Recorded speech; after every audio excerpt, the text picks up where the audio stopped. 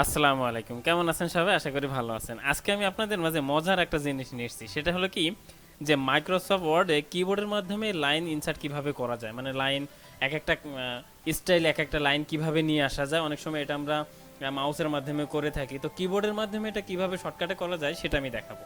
চলুন তাহলে আমরা এখন আমাদের ওয়ার্ডে চলে যাই। ওকে, আমি এখানে এটা লিখে রেখেছি আপনাদের বোঝার সুবিধার্থে।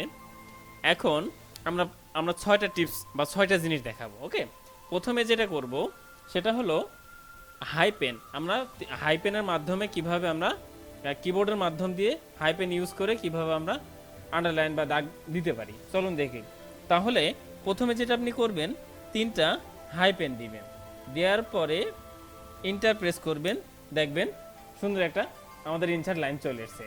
হালকা একটা লাইন চলে এসেছে, যেটা আমরা কিন্তু ওই আন্ডারলাইন হিসেবে ইউ ব্যবহার, কন্ট্রোল ইউ ব্যবহার করে আমরা কিন্তু করতে পারি। তাহলে এটা আমরা কি করলাম, 3টা হাইপেন দিয়ে, পাশাপাশি 3টা হাইপেন দিয়ে ইন্টার প্রেস করলেই সেটা কিন্তু হয়ে যাবে। ওকে, 2 নাম্বারটা যদি আমরা করতে যাই, under score, control shift under score 3টা যদি প্রেস করেন, সরি আমার এটা বাংলা করা আছে, আমি একটু ইংরেজি করে নিই। ওকে, তাহলে কি, যে শিফট প্লাস শিফট চেপে ধরে আপনি আন্ডার স্কোর প্রেস করবেন 3টা, এরপরে প্রেস করবেন ইন্টার, দেখবেন আরেকটু আমাদের উপরে যেটা আছে তার থেকে একটু মোটা লাইন চলে আসছে। ওকে, এরপরে যেটা করব আমরা 3 নম্বরে যেটা, সেটা হলো 3টা ইকুয়াল। আমরা 3টা ইকুয়াল দেব, 1 2 3। এরপরে যদি আমরা ইন্টার প্রেস করি, দেখেন আমাদের ডাবল লাইন চলে এসছে। দেখেছেন কি মজার জিনিস?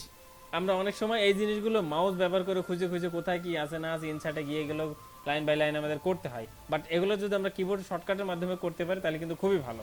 ওকে, এবার 4 নাম্বার টিল্ডে যদি আমরা এটা করতে চাই, দেখেন শিফট চেপে আমাদের কর্নারে যে বাটনটা আছে যদি আমরা 3টা প্রেস করি, তাহলে এরপর যদি এন্টার প্রেস করি, দেখেন আমাদের কিন্তু একটা আঁকাবাঁকা লাইন সুন্দর মতো ডিজাইন একটা চলে এসছে। ওকে, এরপরে আমরা যাব 5 নম্বরে যেটা স্টার বলতে আমরা যে গুণ চিহ্ন যেটা ব্যবহার করি সেটা ব্যবহার করতে পারেন, অথবা 8 শিফট চেপে ধরে 8 প্রেস করলে, অথবা আমাদের যে যোগ বিয়োগ গুণ ভাগে যেটা আছে সেটা প্রেস করলেও কিন্তু হবে।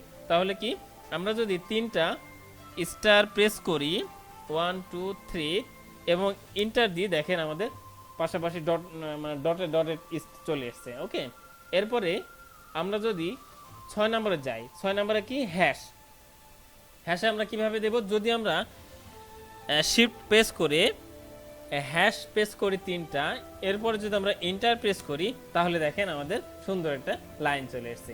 অথচ এই লাইনগুলো যদি আমরা মাউস দিয়ে করতে যেতাম, তাহলে দেখেন ইনসার্টে গিয়ে বিভিন্ন রকম জায়গায় গিয়ে আমরা খুঁজে খুঁজে এগুলো বের করে আমাদের এগুলো করতে হতো, বাট কিন্তু কিবোর্ডের মাধ্যমে খুব শর্টকাটে কিন্তু আমরা এগুলো করতে পারলাম।